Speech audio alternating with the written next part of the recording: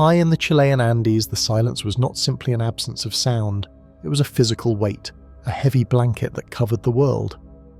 At 3 in the morning, the Atacama Desert was the closest thing on Earth to the surface of another planet. It was a landscape of red dust, jagged rocks, and thin, freezing air that tasted of dry stone and ancient ice. Inside the control room of the Stellar Observatory, Dr. Carmen Rodriguez wrapped her hands around a ceramic mug. The coffee inside had gone cold an hour ago, but she held it anyway, seeking the memory of warmth.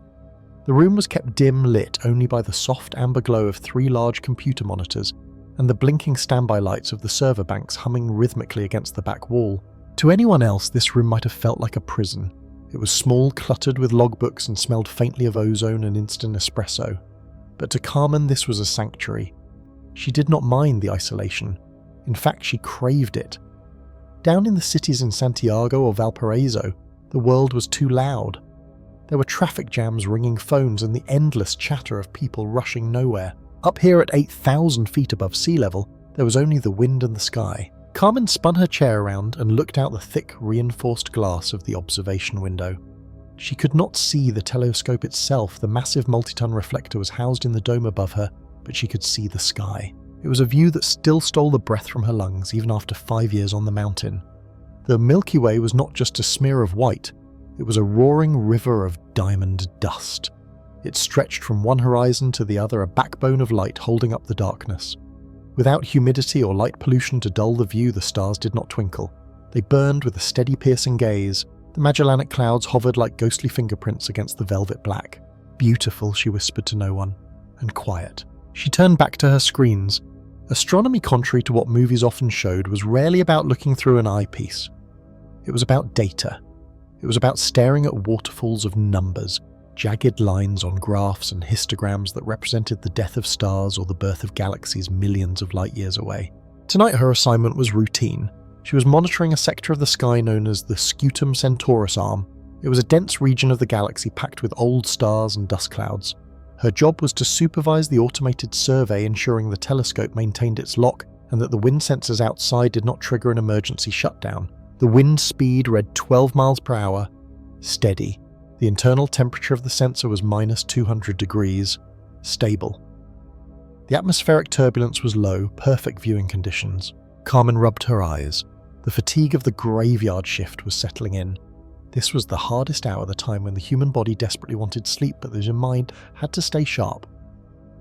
She typed a command into the terminal to refresh the data stream. The keyboard clacked loudly in the quiet room.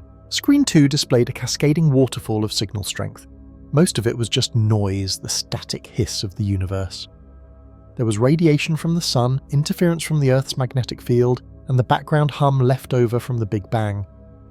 A good astronomer was like a gold miner sifting through tons of dirt to find a single speck of shining metal. She took a sip of the cold coffee and grimaced. She was about to stand up to stretch her legs when a small movement on the third monitor caught her eye. It was a pop-up notification from the analysis software. Signal anomaly detected. Carmen blinked. She leaned in closer, adjusting her glasses. These alerts happened occasionally. Usually it was a satellite passing overhead, reflecting sunlight into the sensors, or a high-altitude weather plane. "All right," she muttered, her fingers flying across the keys. "Let's see what you are." Debris, glitch. She expanded the window. The data visualized itself as a simple white line moving across a black grid. On the left side of the graph, the line was flat and jagged, normal background noise, but in the center there was a spike. It wasn't a chaotic explosion of data. It was a sharp, clean rise, followed by a sustain and then a sharp drop. It looked like a perfect plateau. Carmen frowned. Natural phenomena were rarely that neat.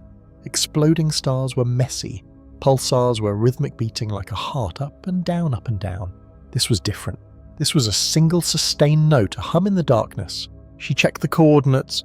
Right ascension, 18 hours, 22 minutes. Declination, minus 14 degrees. "Okay, computer," she said, her voice slightly more awake now. Cross-reference with known satellite trajectories. The computer processed for 3 seconds. A blue bar loaded across the screen, no match found. Cross-reference with known pulsars or variable stars, no match found. A tiny prickle of electricity ran down Carmen's spine. She sat up straighter. The sleepiness vanished, replaced by the cold, clear focus of a scientist. She checked the signal duration. 0.7 seconds. It was short, a blink of an eye, but in radio astronomy, 0.7 seconds was a long time. She ran the diagnostic on the telescope's receiver. Maybe a sensor had overheated. Maybe a cosmic ray had hit the detector and caused a false reading. System status green, all sensors nominal. The equipment was fine, the sky was clear, and yet there it was, a spark in the silence. Carmen felt a strange sensation in her chest.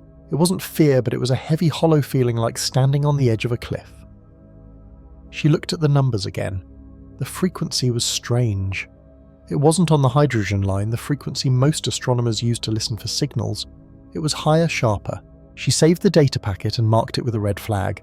Then she instructed the telescope to pivot back to those exact coordinates. The massive machinery above her groaned. She could hear the gears grinding through the ceiling as the multi-ton dish rotated 3 degrees to the south. "Come on," she whispered, her heart beating a little faster against her ribs. "Talk to me." She stared at the live feed. The line on the graph remained flat, just the static hiss of the universe. The silence returned. 5 minutes passed. 10. Carmen let out a breath she didn't realize she was holding. Maybe it was a glitch after all. A ghost in the machine. It happened. Nature was full of tricks. She was about to turn away to log it as an unidentified transient event and go make fresh coffee when the line jumped again. It was the exact same shape. A sharp rise, a sustain, a drop. But this time the intensity was double. Carmen froze. Her hand hovered over the mouse. This wasn't random. Nature did not repeat itself with such mathematical perfection. Chaos did not build staircases. The isolation of the room suddenly felt different. Before the silence had been a comfort, a warm blanket. Now it felt vast and exposed. She looked out the window at the sea of stars. They looked the same as they had 10 minutes ago. Cold, distant, indifferent. But something had changed. Somewhere out there in the deep velvet dark between the constellations, something had just whispered. And she was the only one listening. The third pulse hit the screen. Carmen grabbed her desk phone, her fingers trembling slightly as she dialed the number for the director's office. It was 4 in the morning, he would be asleep, he would be angry. But as the white line on her screen glowed with a steady, impossible rhythm, Carmen knew that sleep was no longer an option for anyone. The silence of the Atacama was broken. In the quiet hum of the observatory, the universe usually behaves like a strict clock. Everything has a place, everything follows a rule. Planets move in ellipses, comets follow long loops, and asteroids drift like lazy stones. For Dr. Elena Marchetti, orbital mechanics was not just science, it was high art. She viewed the solar system not as a machine, but as a grand ballroom. The sun was the conductor, and the gravity was the music. Every object from the massive Jupiter to the smallest dust grain knew the steps to this ancient waltz. But the object designated 3i Atlas was not waltzing, it was improvising. Eleanor sat in front of her monitors, her coffee cold and forgotten. The blue light of the screen reflected in her eyes, showing a curve that shouldn't exist. To a layperson, the line on the graph looked simple, but to Eleanor it looked like a scream in a library. It was offensive to the laws of physics. "This is wrong," she whispered to the empty room. "You're moving wrong." The data stream from the Hawaii telescope was clear. The object was tumbling through the dark, aiming for the inner solar system. A normal rock falling towards the sun gains speed as it gets closer and loses speed as it moves away. It is a fair trade and exchange of energy that has remained constant since the birth of time. However, 3i Atlas was ignoring this agreement. It was accelerating. Elena typed out the command to check the numbers again. She looked at the velocity, 87 kilometers per second. It was too fast to be captured by the sun's gravity. This was a visitor from deep space, an interstellar traveler. That alone made it rare, but the way it moved made it frightening. The door to the control room opened, breaking her trance. Dr. Avi Loeb walked in. He was a man who wore his reputation like a heavy coat, brilliant, controversial, and always looking for the impossible. He did not look at Elena. He looked straight at the main screen. "They are saying it is a comet," Avi said, his voice low. "They say the heat from the sun is melting ice on its surface, creating gas that acts like a rocket engine. That is why it is speeding up." Eleanor shook her head slowly. "I checked, Avi. Look at the infrared spectrum. There is no tail, there is no cloud of gas, there is no water, no dust. It is just a cold, hard object." Avi pulled a chair close to the desk. "Show me the trajectory again." Elena played the simulation. On the screen, a white dot represented the sun. A red line represented the path of 3i Atlas. It approached the solar system from above the flat plane where the planets orbit. It dove down, sliced past the orbit of Mercury, and then hooked around the Sun. This was the moment of the dance. Here, Elena pointed, this is the perihelion, the closest point to the star. According to Newton and even Einstein, the object should swing wide. It should follow a smooth, predictable curve like a ball thrown in an arc. But it pivots, Avi observed, his eyes narrowing. It pivots, Elena agreed. It is tighter than it should be, and as it leaves, it is gaining speed. Not much, just a fraction. But in the language of math, that fraction is a shout. It is experiencing non-gravitational acceleration. Avi leaned back, linking his fingers together. If it is not gas pushing it, and it is not gravity pulling it, then what is it? They sat in silence for a moment. In the world of mathematics, there are no miracles, only variables they have not found yet. Elena closed her eyes and imagined the object in her mind. She stopped seeing it as a rock and started seeing it as a dancer. Imagine a ballerina spinning on stage. Gravity wants to pull her down, and friction wants to stop her spin, but she uses her muscles to fight these forces. She extends a leg, she arches her back, and she defies the ground. That is what Three-Eye Atlas was doing. It was not falling, it was flying. It is too elegant, Elna said softly. Nature is messy. Collisions are messy. Explosions are chaotic. But this path is clean, it is efficient. It is hyperbolic, Avi said. It is not coming back. It will visit us once and then exit the solar system forever. Elena pulled up a new set of calculations. Avi, look at the rotation. It is tumbling, but the light curve is rhythmic, bright, dim, every 8 hours. It is shaped like a needle or perhaps a flat pancake. That shape is statistically impossible for a natural asteroid. Nature makes spheres and potatoes. Nature does not make perfect flat discs.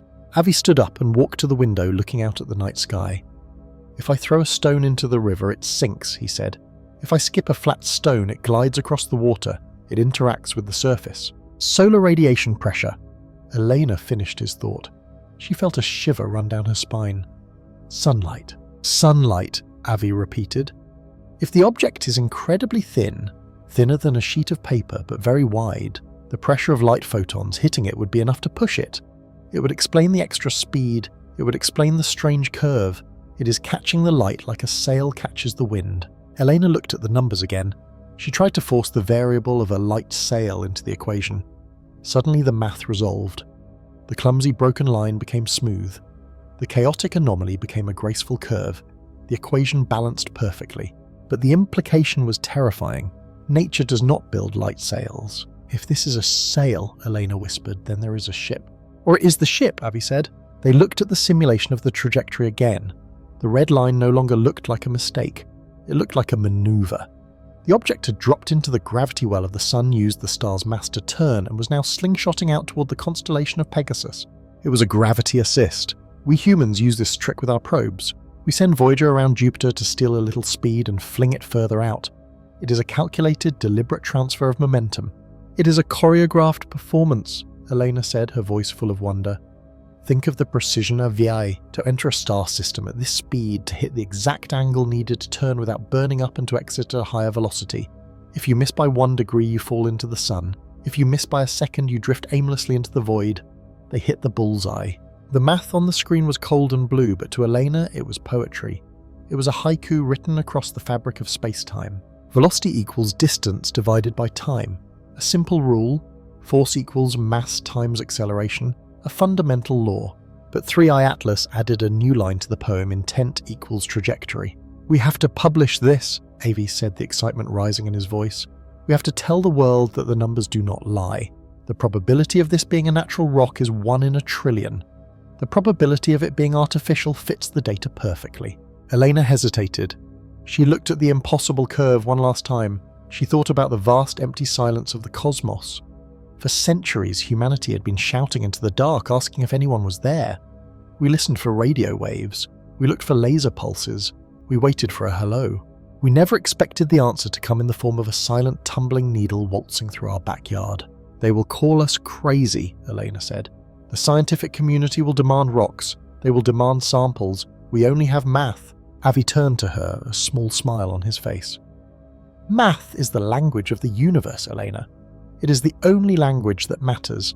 Physics does not care if we are crazy. Physics only cares about what is true. And look at that curve. Look at that beautiful, impossible curve. He pointed a finger at the screen tracing the path of the object as it danced away from the sun. "That," Avi said, "is not a rock falling. That is a pilot steering." Elena nodded slowly. She typed the final command to save the dataset. The file name was simple, but the contents would change history. She watched the cursor blink a steady heartbeat on the screen. The dance was over. The dancer was leaving the stage. But for the first time in human history, we knew the music was real. "Let's write the paper," Elena said. "To understand the true nature of this celestial wanderer, we must move beyond its trajectory and look directly at the object itself. When we visualize the visitor, we are not looking at a typical comet or a common asteroid. The architecture of this object defies the standard expectations of our solar system. It presents a physical form that feels accidental to nature, yet suspiciously structural to the human eye. The dimensions of the shard. The most striking feature of the visitor is its extreme proportions. Based on the light data we have gathered, the object is not a sphere, nor is it a rough potato-shaped lump like most asteroids. It is elongated, stretched out in a way that physics rarely allows for a natural rock. Current estimates suggest a bizarre geometry.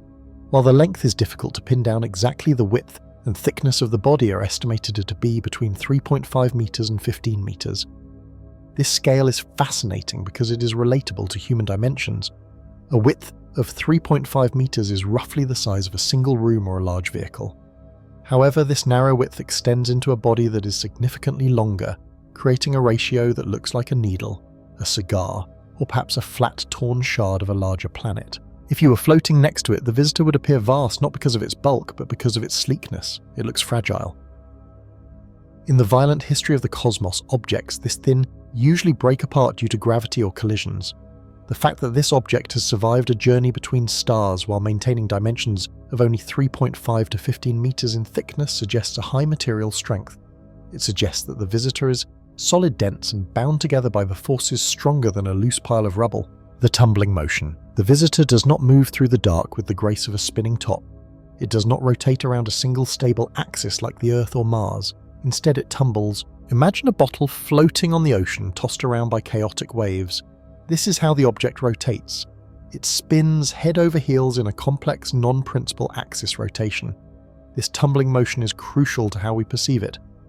Because of this spin, the amount of surface area facing the sun changes constantly. At one moment, the visitor presents its broad long side to the star, acting like a massive mirror that reflects a large amount of light. A few hours later, it turns its narrow 3.5 meter edge toward the sun. When this happens, it becomes almost invisible, a thin shadow against the black canvas of space. This dramatic shifting of light, fading from very bright to almost total darkness, is what allowed astronomers to calculate its extreme shape.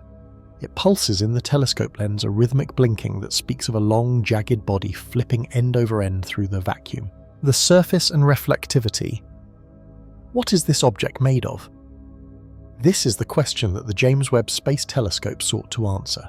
By analysing the light bouncing off the surface, instruments can read the chemical fingerprint of the material. The surface of the visitor is not grey like the moon. It is dark with a distinct reddish hue. This colour is familiar to astronomers. It suggests the presence of tholins.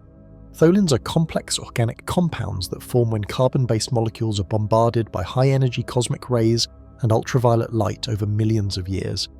It is the colour of deep frozen time. However, the reflectivity or albedo tells a more complex story. The surface is somewhat shiny, reflecting light more efficiently than the charcoal black comets we usually see. The way the sunlight plays upon its body suggests a surface that has been smoothed or burnished. Imagine a piece of metal that has been left outside for centuries. It accumulates a layer of rust and grime, dulling its shine. But underneath that layer, the structure remains rigid and reflective. As the visitor tumbles, sunlight glints off specific points on its body.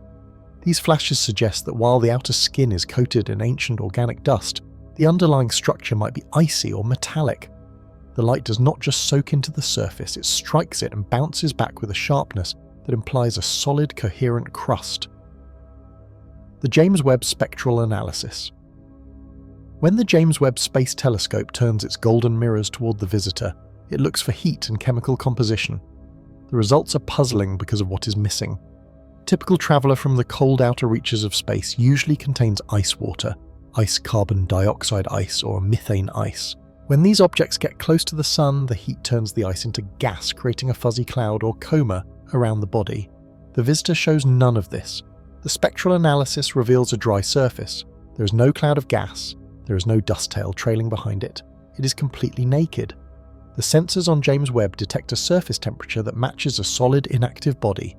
It absorbs the sun's heat and radiates it back out, but it does not vent gas. This dryness is significant.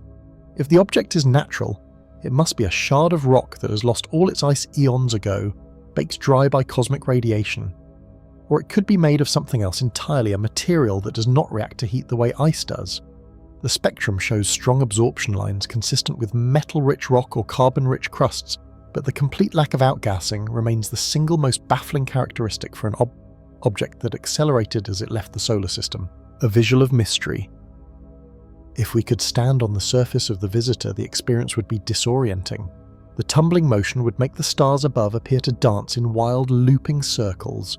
The sun would rise and set rapidly, swinging from one horizon to the other in a dizzying display. The texture of the ground beneath your feet would likely feel like smooth, cold ceramic or polished stone coated in a fine, sticky red grit. The dimensions of 3.5 meters to 15 meters mean that in some places, you could almost jump off the edge into the void.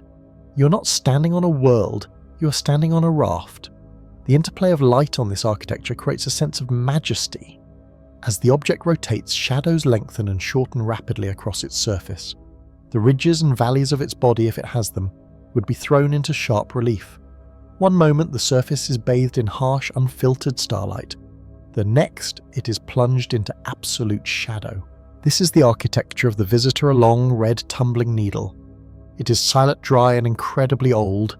It is a ghost ship made of rock and organic dust spinning through the dark, refusing to explain its origins and refusing to behave like the comets we know. It is a solid physical riddle written in the language of light and motion. The visual inspection was finished, but the true examination had only just begun. As the sun dipped lower, casting long, distorted shadows across the crater, the team turned their attention from what the eye could see to what the sensors could feel. The silence of the object was deceptive. To human ears it was dead silent, a monolith of black stone and metal. But to the array of instruments set up around the perimeter, the object was deafening. It was singing a song of advanced physics that humanity was only just beginning to learn the lyrics to. The first anomaly came from the radio frequency monitors. Initially, the communications officer thought their equipment was broken. The static white noise that usually fills the background of the radio spectrum was gone. In its place was a rhythmic, pulsing hum. It was not a signal in the traditional sense. There were no patterns that suggested a language, no binary codes, no prime numbers meant to say hello. Instead, it was a steady, low-frequency oscillation. It throbbed with the regularity of a heartbeat. One of the physicists noted that the frequency was incredibly low, hovering right at the edge of human hearing if it were converted to sound waves. It was stable, never wavering by even a fraction of a hertz. This stability suggested that the signal was not a message but a byproduct. It was the sound of the machine idling. Just as a car engine vibrates when it's turned on but not moving, this object was emitting the electromagnetic hum of a system that was awake and waiting. It was a whisper that suggested an immense reservoir of power was being held in check just beneath the dark surface. Following the radio signals, the team deployed magnetometers to map the magnetic fields around the craft. The results were baffling. Usually a large metal object will have a magnetic signature that relates to the iron or other conductive metals inside it. This object, however, had a magnetic field that was clearly artificial. The field did not radiate outward into space like a star or a planet. Instead, it looped back on itself tightly. The data on the screen showed a perfect torus, a donut shape of magnetic energy that hugged the hull of the ship.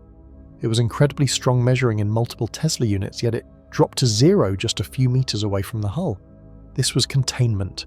The civilization that built this had mastered the ability to shape magnetic fields as easily as humans shape clay. They were using this field to contain something inside, perhaps the energy source itself, preventing it from interacting with the outside world until they wanted it to. It was a magnetic bottle, but one of a sophistication that made human fusion reactors look like toys. This led to the most puzzling discovery of the evening: the heat. According to the laws of thermodynamics, an object that had travelled through the vacuum of space should be freezing cold. Or if it had just entered the atmosphere, the friction should have made the exterior scorching hot. The thermal cameras, however, painted a different picture. The object was warm. Not hot, not cold, but a steady uniform temperature that matched a mild spring day. The heat was perfectly distributed. There were no hot spots where an engine might be and no cold spots where fuel might be stored. This uniformity implied a system of internal energy transfer that was 100% efficient. In human technology, heat is usually waste. Your computer gets hot because it is wasting energy. A car engine gets hot because it's exploding fuel. This object produced heat only as a deliberate choice, or perhaps the hull itself acted as a giant radiator to keep the interior perfectly stable. This raised the question that everyone was afraid to ask. How did it move? There were no rocket nozzles, there were no exhaust ports, there were no propellers or intake valves. The back of the ship was as smooth as the front. Without an exhaust to push gas out the back, Newton's third law of motion for every action there is, an equal and opposite reaction seemed to be violated. The scientists began to whisper the term reactionless drive. In theoretical physics, this is a method of propulsion that does not require propellant. It does not throw mass backwards to move forward. Instead, it pushes against the fabric of space-time itself, or perhaps it manipulates gravity. If this ship could generate its own gravitational field, it would simply fall in whatever direction it wanted to go, falling forever without ever hitting the ground. This would explain the lack of noise and fire. Human propulsion is violent. We survive by exploding things in a controlled manner. This alien technology was silent. It moved with the grace of a force of nature, not the brute force of combustion. As the team pondered the engine, a specialist monitoring the physical structure called out in alarm. He had been watching a section of the hull that had been scratched during the landing. A large rock had scraped against the side, leaving a silver streak across the matte black finish. But on the monitor, the scratch was disappearing. It wasn't fading due to lighting tricks, the material was moving. On a microscopic level, the metal of the hull was flowing like a very slow, thick liquid. It was bridging the gap, knitting itself back together. Within an hour, the silver scratch was gone, and the black surface was flawless once again. This suggested that the material was not just metal. It was a self-healing composite, perhaps something akin to nanotechnology or a synthetic form of life. It treated damage like a biological body treats a cut on the skin. It clotted, sealed, and healed. This meant the ship was durable in a way that no tank or bunker on Earth could be. It did not need a repair crew, it maintained itself. It was designed to survive the harshness of deep space travel for thousands of years without degradation. Standing before this silent giant, the human observers felt a profound sense of humility. The technology displayed here was not just better than human technology, it was a different philosophy entirely. Human technology is often loud, hot, and fragile. We fight against friction, we fight against gravity, and we fight against entropy. We build things that break and need to be fixed. This alien technology was the opposite. It was the embodiment of harmony. It didn't fight gravity. It seemed to cooperate with it. It didn't waste energy as heat. It conserved it. It didn't break. It healed. The whispers of this technology, the soft magnetic hum, the gentle warmth, the self-repairing skin, spoke of a civilization that had moved past the era of fire and explosion. They had entered an era of manipulation and flow. The object sat in this crater not as a threat, but as a teacher. It showed that the ultimate expression of power is not a loud explosion, but absolute controlled silence. The energy contained within that black shell could likely power a city or level a mountain, yet it sat there humming a lullaby in a frequency just below the range of hearing, waiting for a command that had not yet come. The team realized they were not looking at a vehicle. They were looking at a masterwork of art painted with the brushstrokes of advanced physics. The night sky is often seen as a lonely place, a vast expanse of darkness dotted with silent stars. However, for a brief historic moment, the silence of the cosmos was met not by silence on Earth, but by a coordinated chorus of human activity. This was not a noise that could be heard with ears, but a digital symphony, a massive synchronized effort of intellect and technology spanning the entire globe. To capture the impossible image of the shadow of a black hole, or to map the ancient whispers of the early universe, a single telescope was no longer enough. No matter how large we built a dish, it was too small to see the fine details of the monster living in the center of the galaxy. To see something that far away and that detailed, we needed a telescope the size of our entire planet. Since we could not build a lens that big, we did something even more extraordinary. We turned the Earth itself into an eye. This began the era of unprecedented global collaboration. It was a logistical ballet that required perfect timing. Imagine trying to catch a falling raindrop in a bucket, but you have 8 people standing on different continents who all have to move their buckets at the exact same billionth of a second. This was the challenge faced by the scientists. The network came alive as the sun set in different parts of the world. High atop the dormant volcano of Mauna Kea in Hawaii, astronomers battled thin air and cold winds to point their massive dishes at the target. At the same time, thousands of miles away in the Atacama Desert of Chile, another team was doing the exact same thing in one of the driest places on Earth. The connection stretched further, reaching across the Atlantic Ocean. In the mountains of Spain, a 30-metre dish joined the chorus. Down in the vast flat landscapes of the Karoo in South Africa, the Meerkat array listened intently to the radio waves raining down from the stars. Perhaps the most heroic effort came from the bottom of the world. At the South Pole Telescope in Antarctica, scientists, working in temperatures of minus 70 degrees Celsius, where machines break and fuel turns to jelly, kept their instruments steady. They were isolated from the rest of the world by winter darkness, yet they were intimately connected to colleagues in sunny Arizona and Mexico. This was the symphony of minds.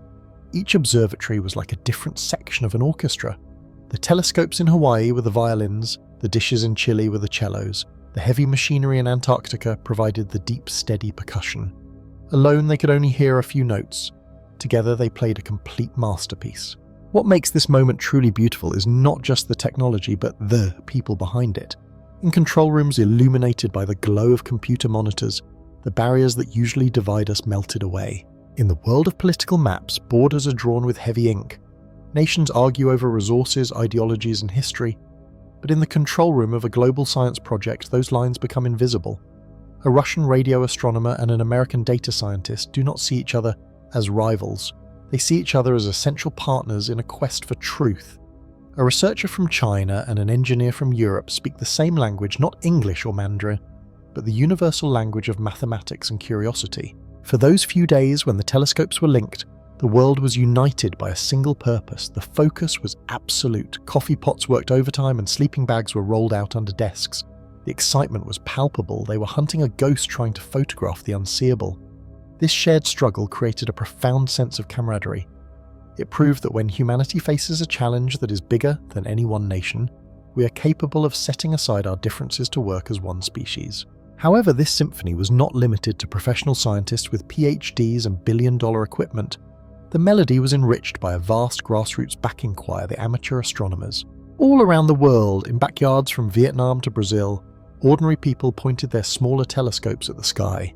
These were teachers, taxi drivers, students and retirees. While the giant observatories focused on the black hole, these citizen scientists monitored the surrounding stars. They tracked the brightness of neighbouring galaxies to ensure the data remained pure. They watched for asteroids that might cross the field of view. These amateurs provided a crucial layer of support. Their contribution served as a reminder that the sky belongs to everyone. You do not need a government grant to be part of the cosmic journey. You only need curiosity and a willingness to look up. The passion of a teenager in a rural village looking through a second-hand telescope is the same fuel that powers the most advanced observatory into the world. This collective effort brings us to a realization of peace. There is a phenomenon often described by astronauts called the overview effect. When they see Earth from space, a fragile blue marble hanging in the void, they are struck by how silly human conflicts seem. This global scientific collaboration creates a similar feeling, but from the ground up. When thousands of minds from every continent lock their attention on a galaxy 55 million light-years away, the petty squabbles of Earth feel insignificant. We realize that we are all standing on the same small rock drifting through a vast and indifferent ocean of space. In this pursuit, there is no room for prejudice. The universe does not care about our flags, our currencies, or our wars. It only yields its secrets to those who ask clear questions and work together to find the answers. The data collected by the telescope in South Africa is useless without the data from Hawaii. We need each other. As the hard drives filled up with petabytes of data, so much information that it could not be sent over the internet and had to be flown on airplanes, the team knew they had done something historic. They had not just captured an image of a black hole, they had captured a portrait of human potential. The resulting image, a glowing orange ring in the darkness, was more than just a scientific breakthrough. It was a mirror. When we looked into that abyss, we saw ourselves reflected back, not as fragmented nations fighting for dominance, but as a single curious and brilliant entity. It demonstrated that peace is not just the absence of war. Peace is the presence of cooperation. It is the act of building bridges of data across oceans of silence. As the symphony of minds played its final notes and the telescopes returned to their independent work, the melody lingered.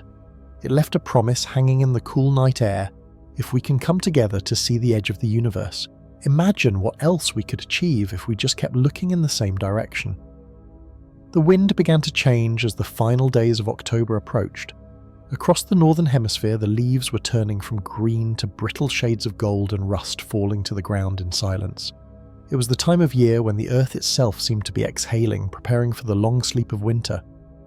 But for the human race, there was no sleep. There was only a wide-awake electric tension that hummed through the cables of the internet and vibrated in the quiet conversations of people on every continent. We stood at the threshold. The scientists had calculated the date with absolute precision. It had to be the 31st of October.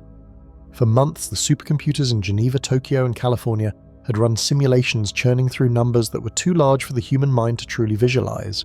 They were looking for a window, a tiny crack in the chaotic magnetic field surrounding our target. It was a strange coincidence that the math pointed to this specific date.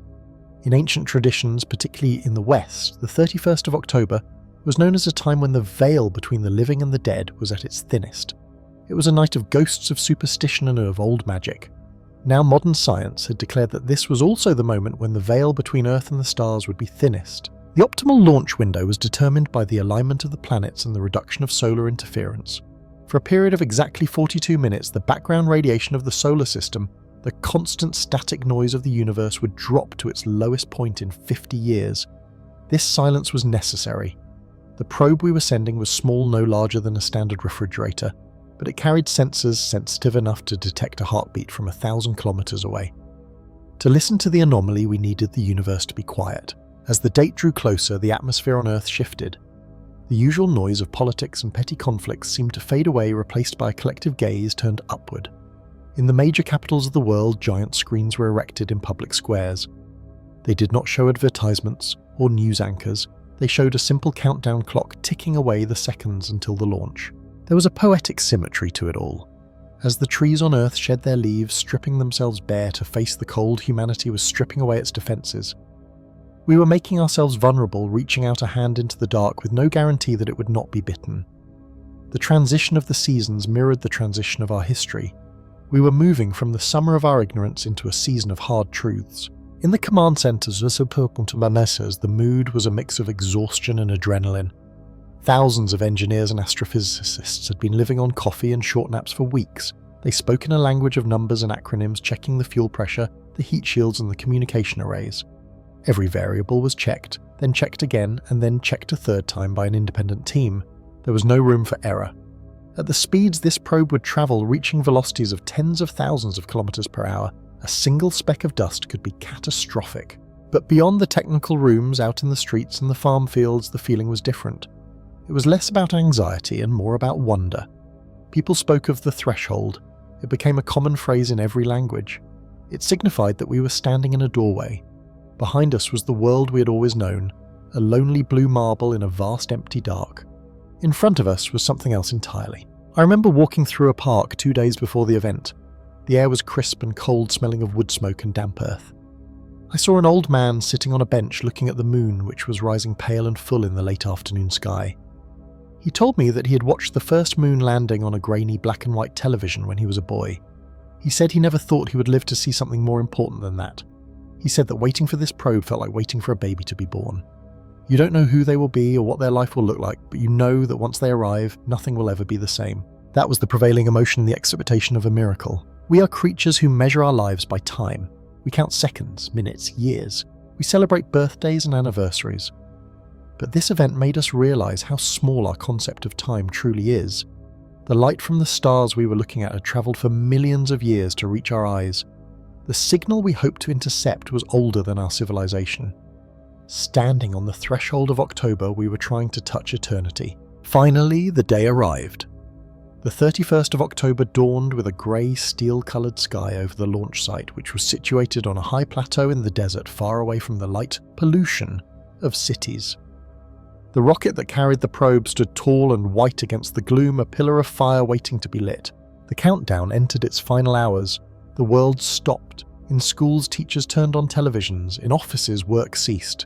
In the middle of the night, on the other side of the world, families woke up and sat together in their living rooms, wrapped in blankets, watching the feed. The symbolism was complete. As the sun began to set over the desert, casting long shadows across the sand, the window opened. The seasons were changing, the veil was thinning, the earth held its breath, caught between the known and the unknown. The command came through the speakers, a calm voice that betrayed none of the terror and awe that every person felt.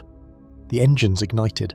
A bright blinding light bloomed in the twilight, outshining the setting sun. Slowly, majestically, the vessel rose. It did not just carry metal and wires, it carried the weight of our questions, our fears, and our desperate hope that we are part of something larger. The threshold of October had been crossed. We had stepped through the door. The wind began to change as the final days of October approached. Across the northern hemisphere, the leaves were turning from green to brittle shades of gold and rust, falling to the ground in silence. It was the time of year when the earth itself seemed to be exhaling, preparing for the long sleep of winter. But for the human race, there was no sleep. There was only a wide-awake electric tension that hummed through the cables of the internet and vibrated in the quiet conversations of people on every continent. We stood at the threshold. The scientists had calculated the date with absolute precision. It had to be the 31st of October. For months, the supercomputers in Geneva, Tokyo, and California had run simulations churning through numbers that were too large for the human mind to truly visualize. They were looking for a window, a tiny crack in the chaotic magnetic field surrounding our target. It was a strange coincidence that the math pointed to this specific date. In ancient traditions, particularly in the West, the 31st of October was known as a time when the veil between the living and the dead was at its thinnest. It was a night of ghosts of superstition and of old magic.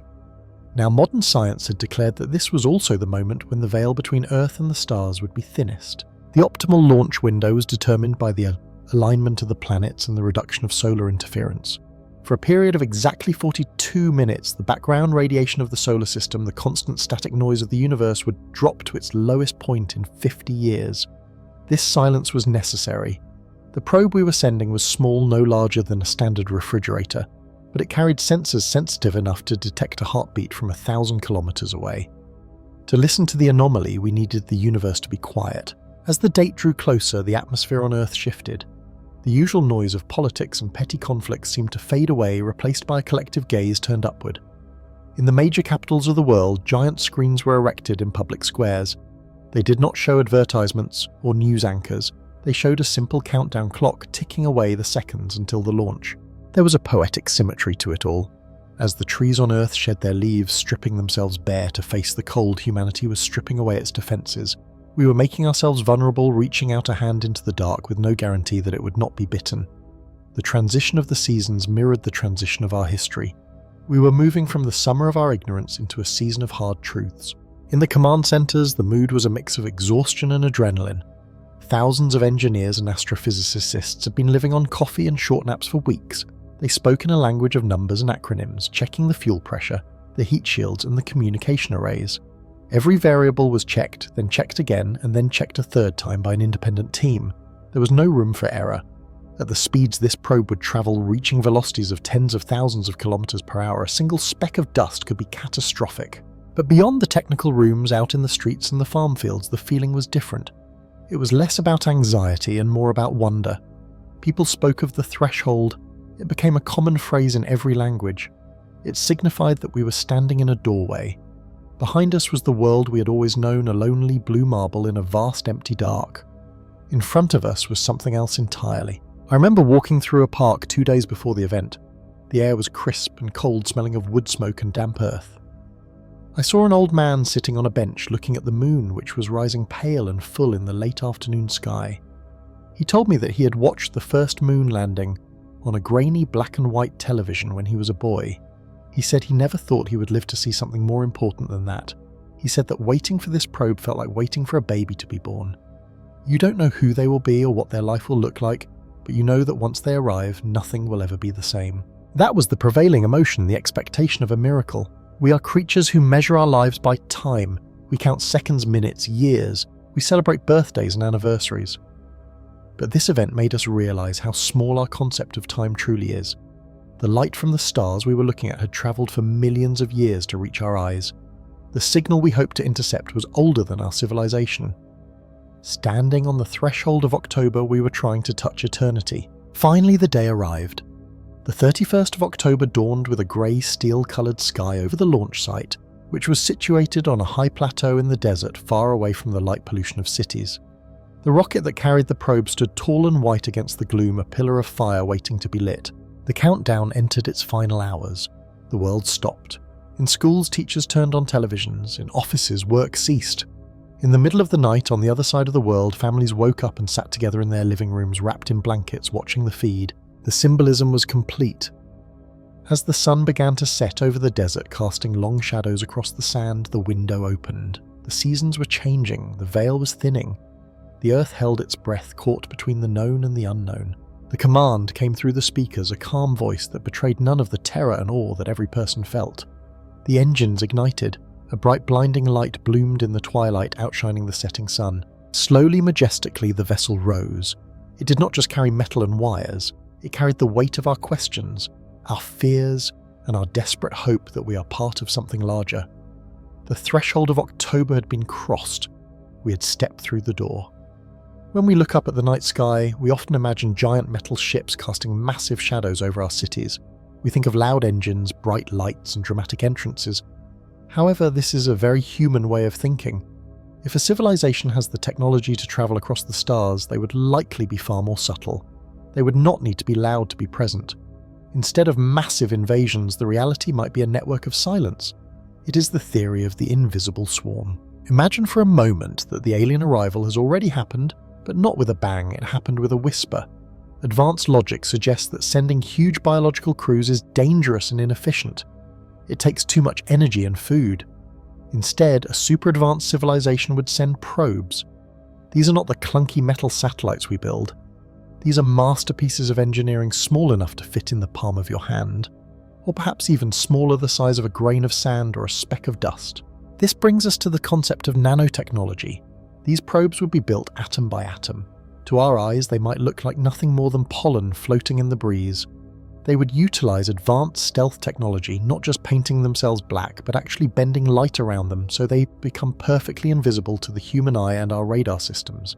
They would be the ultimate spies, hiding in plain sight, powered perhaps by the ambient energy of the sun or the magnetic field of the Earth itself. These tiny machines would be controlled by a highly sophisticated artificial intelligence. This AI would not be a single mind, but a collective network.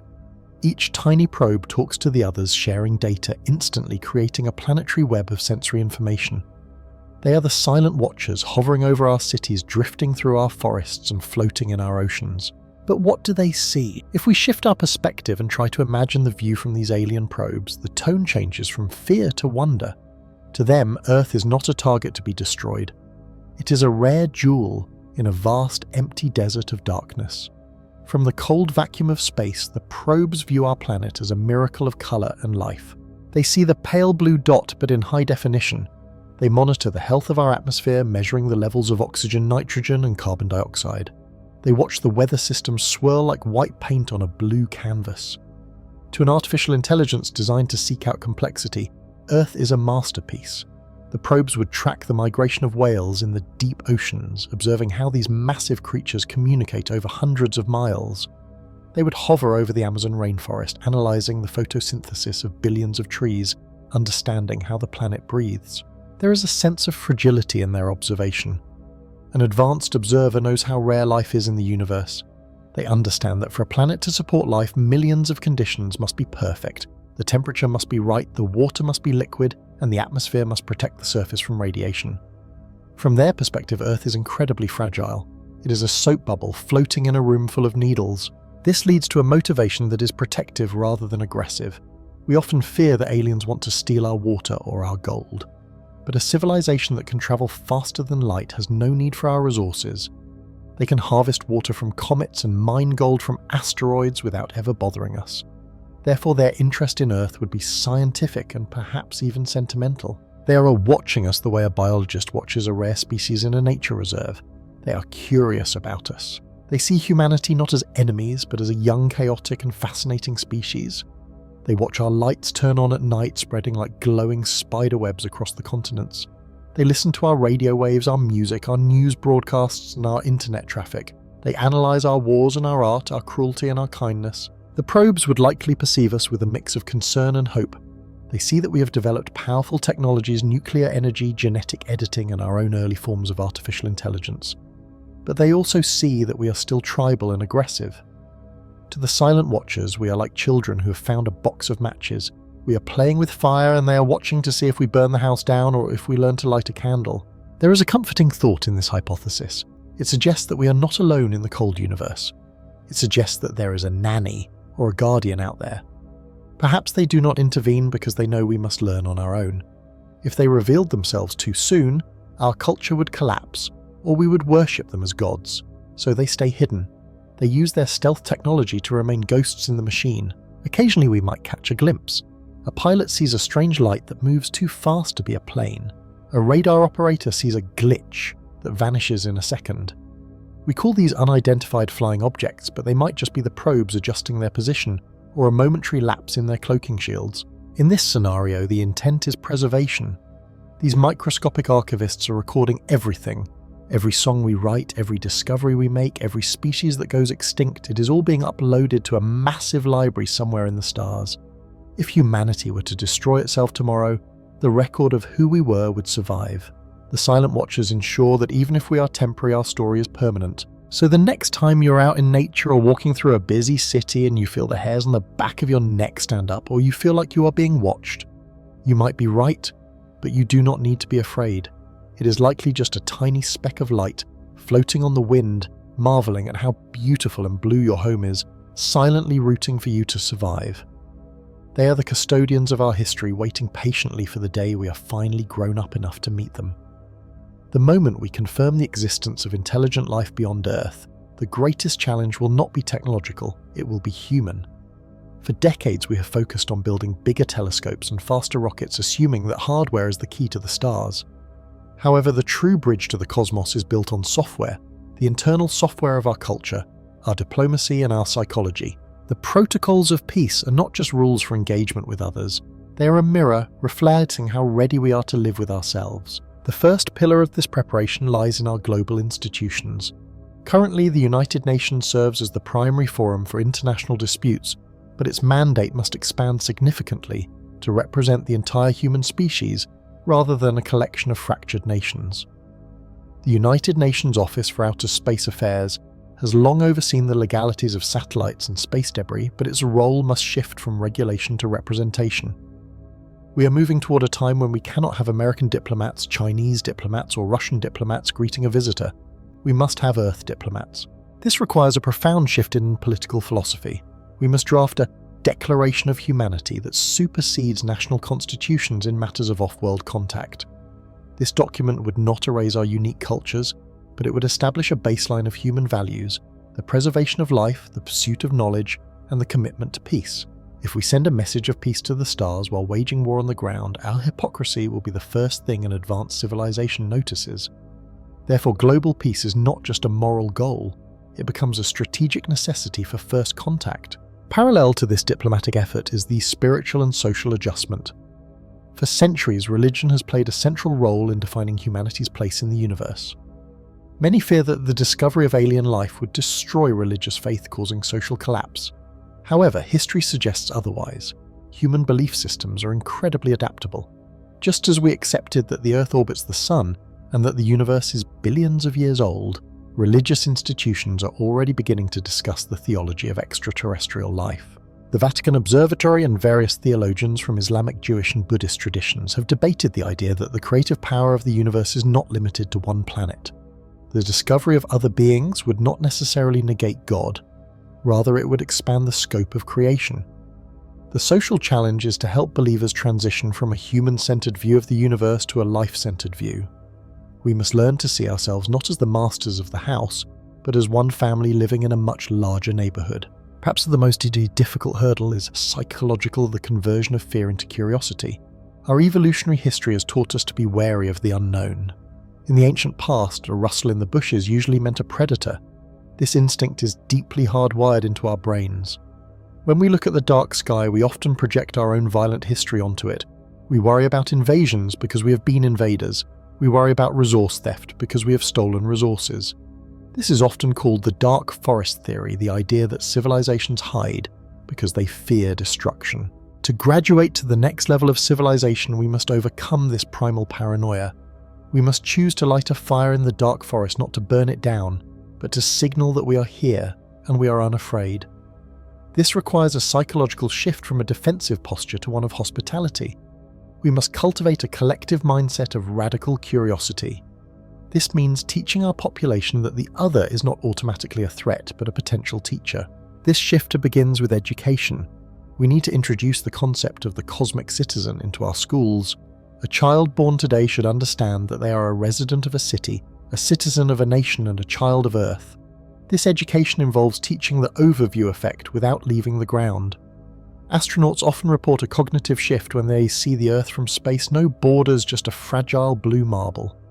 We must embed this perspective into our culture through art, philosophy, and science communication. We must teach that our differences are trivial compared to what we have in common when set against the backdrop of the Milky Way. This leads us to the philosophy of maturity. Contact with an advanced civilization is essentially a graduation test. Are we still a juvenile species prone to throwing tantrums and breaking things, or have we matured into adulthood? An adult species takes responsibility for its own biosphere. An adult species does not react with panic but with measured reason.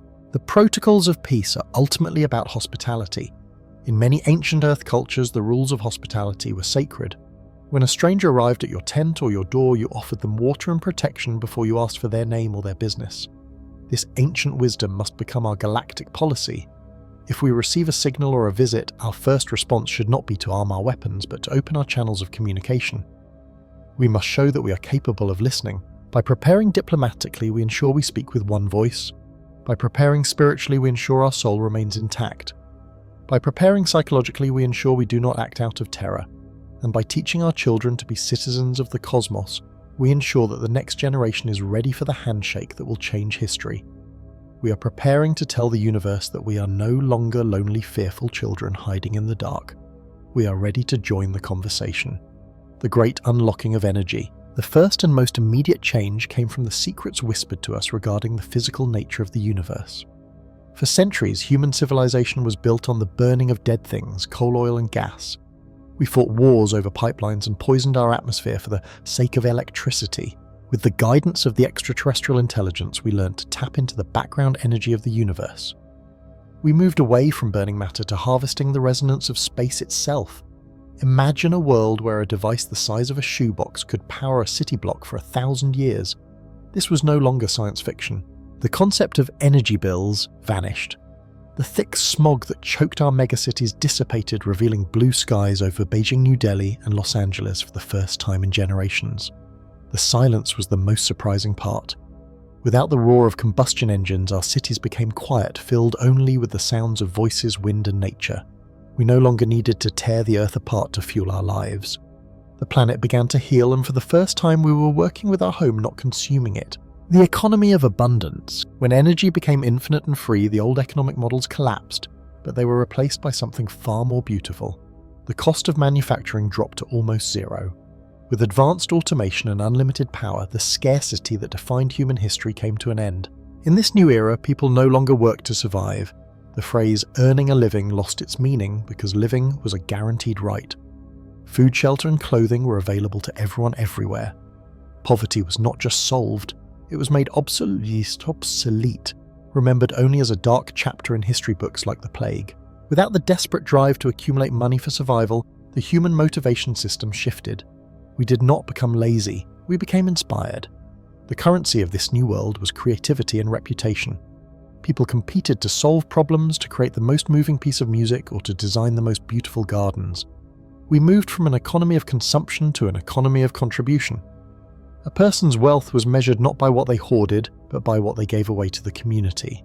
The revolution of the body and mind. The contact brought with it a profound understanding of biology. We learned that our bodies are not destined to decay rapidly.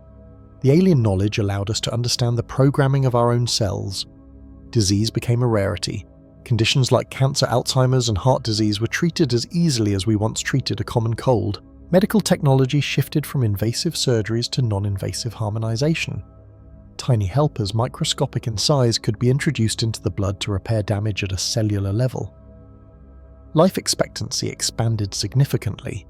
A human being could live for 150 years or more, remaining active, lucid and healthy until the very end. But the greatest medical leap was in the realm of the mind. Mental health issues driven by chemical imbalances or trauma were healed.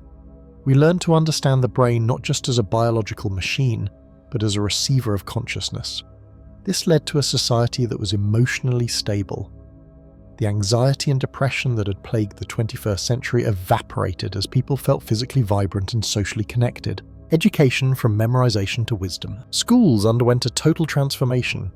In the old world, education was a factory designed to produce workers for jobs that machines could now do. In the utopian era, education became a lifelong journey of discovery. Children were no longer forced to sit in rows and memorize dates or formulas. Instead, they were taught how to think, how to ask questions, and how to understand the interconnectedness of all things. With the universal library of the galaxy now open to us, knowledge was instantly accessible. You did not need to memorize the speed of light. You needed to understand the implications of it. The focus of education shifted to philosophy, the arts, theoretical science, and exploration. A 10-year-old child might spend their morning learning about the history of galactic civilizations, and their afternoon composing a symphony. We raised a generation of philosopher-scientists who looked at the universe with wonder rather than fear. The end of war and the birth of a species, perhaps the most beautiful aspect of the transformation of thought, was the unification of the human species. When we looked up and realized the sheer scale of the cosmos, our earthly borders suddenly looked ridiculous. The idea of fighting over a strip of land or a religious difference seemed as childish as two toddlers fighting over a toy in a sandbox. The military-industrial complex was dismantled. The trillions of dollars equivalent that was once spent on weapons, jets and bombs was redirected into space exploration and terraforming. We stopped building walls and started building bridges and eventually starships. The tribalism that had divided us for millennia, us versus them, vanished. There was no them anymore on Earth. There was only us. The them was now the vast, friendly community of stars waiting for us to join.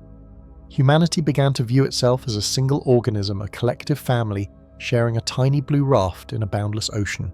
A day in the life of the future. In this new world, a typical day is unrecognizable to someone from the past. A person wakes up not to the alarm of a stressful job, but to the natural light of a home integrated into the landscape. They might spend the morning tending to a community garden that uses sonic technology to grow plants, or perhaps working on a collaborative project with a team on Mars via instantaneous communication. In the afternoon, they might engage in deep study or physical sport, pushing the limits of a healthy body. Evenings are for community art and looking up at the night sky, not with the empty longing of the past, but with the excitement of a traveller planning their next journey. We finally grew up. We put down our swords and picked up our paintbrushes and telescopes. The transformation of thought was the moment Homo sapiens truly became Homo universalis, the universal man. We stopped surviving, and finally, after 200,000 years, we began to truly live. To understand where 3i Atlas truly comes from, we must first understand the shape of our home. When we imagine the Milky Way, we usually picture a flat spinning pinwheel. We imagine bright blue arms full of gas and young stars swirling around a glowing centre. This is the thin disk. It is the neighbourhood where our sun lives. It is crowded, chaotic, and full of new life. However, there is another part of the galaxy that is often overlooked. Enveloping this thin, bright disk is a larger, ghostlier structure known as the thick disk. If the thin disk is a bustling modern city, the thick disk is the ancient ruins beneath it. It is populated by the galaxy's senior citizens. The stars here are not young and bright like our sun. They are old, dim, and travel on wild, plunging paths that take them high above and deep below the galactic plane. These stars were born when the Milky Way was still forming a time of violent collisions and mergers billions of years ago. The trajectory of 3i Atlas suggests that it was ejected from a solar system within this thick disk. This simple fact changes everything about how we view this visitor. It means that 3i Atlas is not just a traveller across space, it is a traveller across time. The weight of deep time. When astronomers study objects from the thick disk, they are engaging with a concept known as deep time. This is an idea that is almost impossible for the human brain to truly comprehend. We understand time in minutes, hours, years, or perhaps a human lifetime of 80 or 90 years.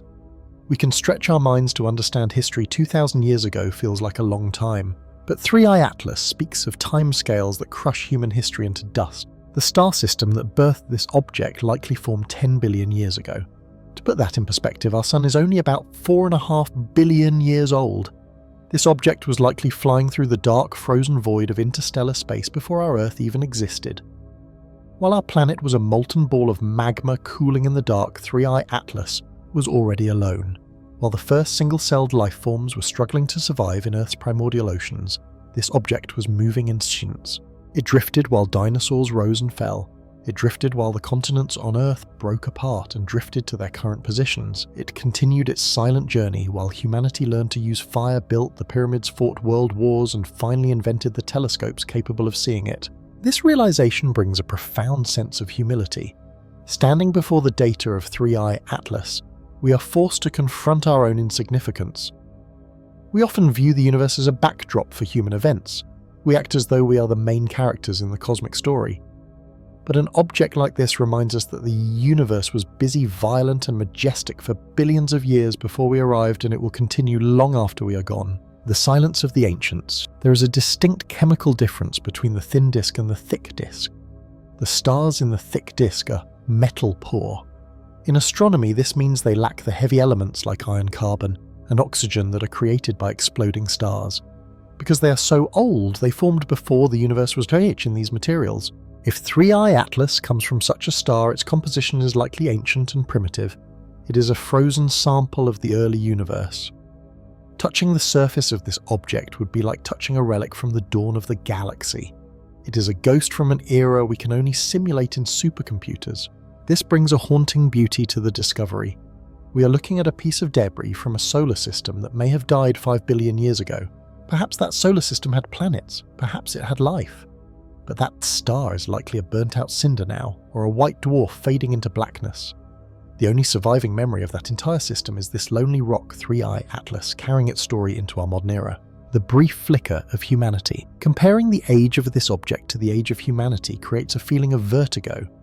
If we compress the history of the universe into a single calendar year, where the Big Bang happens on January 1st, our entire recorded human history occupies only the last few seconds of the very last minute of December 31st. 3i Atlas has been travelling since the early autumn of that cosmic year.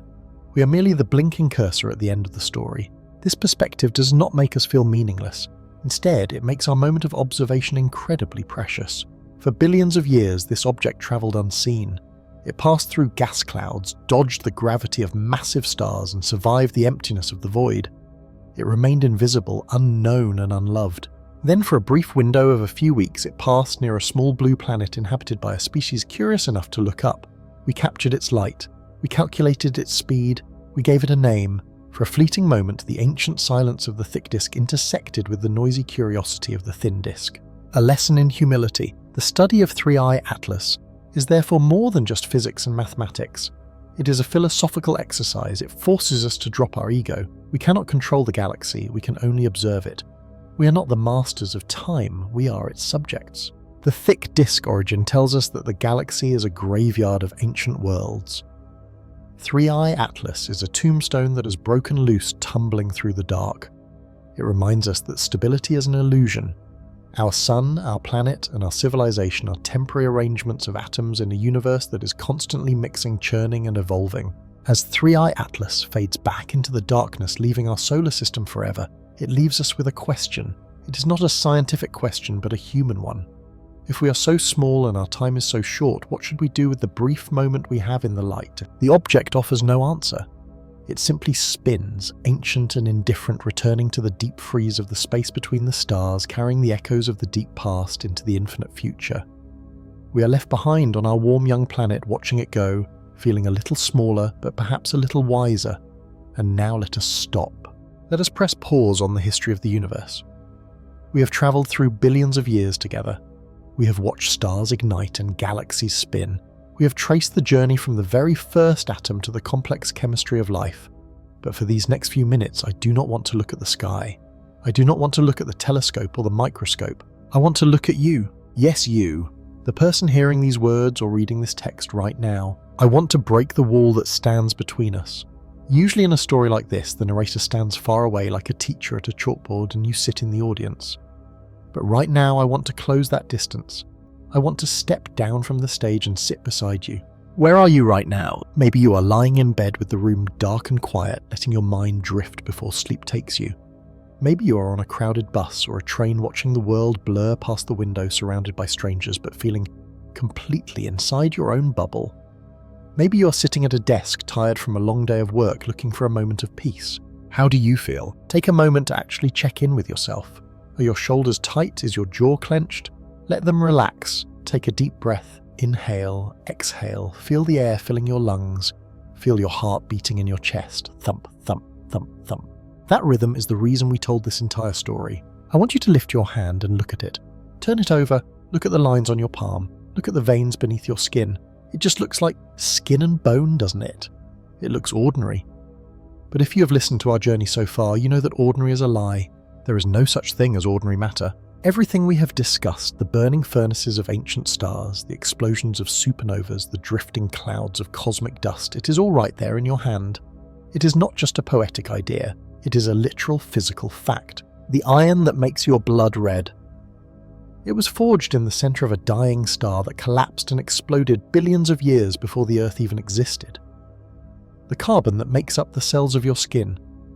It was cooked in the belly of a giant star that drifted through the Milky Way eons ago. The calcium in your teeth, the oxygen that fuels your brain as you process these thoughts, all of it is ancient. You are a collection of ancient artifacts.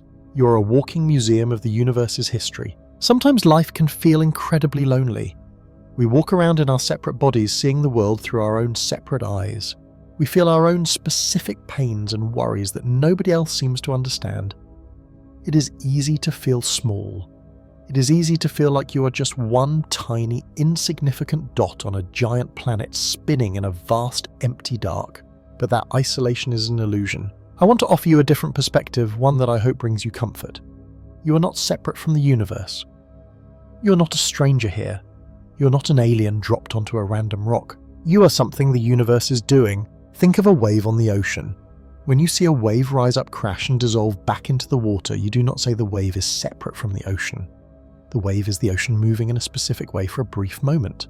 You are like that wave.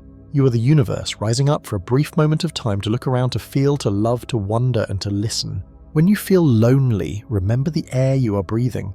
That air has been cycled through the atmosphere for millions of years. The nitrogen in your breath has passed through the lungs of dinosaurs, through the leaves of ancient forests, and through the oceans of the past. We are constantly exchanging atoms with the world around us. You are connected to the person sitting next to you, to the trees outside your window, and to the soil in the ground by an invisible flow of matter and energy that never stops. You belong here. You fit perfectly. Think about the chain of events that led to you sitting here right now. If that one star hadn't exploded 5 billion years ago, you wouldn't be here. If the Earth hadn't formed at just the right distance from the Sun, you wouldn't be here. If a single one of your ancestors going back thousands of generations had not survived to pass on life, you wouldn't be here. The odds against you existing are astronomical, and yet here you are. You won the cosmic lottery just by being born. So if you are feeling heavy today, or if your heart is hurting, please try to be gentle with yourself. The universe took 13.8 billion years to make you. It worked very hard to create the complexity that is your mind and your body. You are the universe's way of knowing itself. When you look up at the night sky, you're not looking away from yourself, you are looking at your family album. Those stars are your cousins. The dark space is your home. I hope as we come to the end of this section that you feel a little less alone. I hope you feel a little more solid. You are not just a person having a temporary experience. You are stardust that has learned to walk. You are gravity and nuclear force and electromagnetic energy woven together into a shape that can smile and cry. So rest easy. Let the worries of the day fade out for a moment. You are held by gravity, protected by the atmosphere and warmed by a nearby star. You are exactly where you're supposed to be. We are all just travelers on the same little blue ship sailing through the dark, and we are all made of the same shining stuff. Take one more deep breath, feel the connection. You are the universe, and you are beautiful. And now we've arrived at the quiet edge of our journey. We have travelled so very far together, you and I. We have moved through the vast, silent oceans of space, past the swirling clouds where stars are born and along the invisible rivers of gravity that hold the universe together, But now the engines of our imagination can slow down. The bright lights of the galaxies are fading into a soft, comforting glow in the distance. It is time to rest. It is time to let the weight of all we have learned settle gently into the back of your mind like snow falling on a quiet mountain. Take a deep, slow breath. Feel the air fill your lungs just as the atmosphere hugs the earth. And as you breathe out, let go of any tension left in your shoulders, your neck, your hands. Let your body sink deeper into the surface beneath you.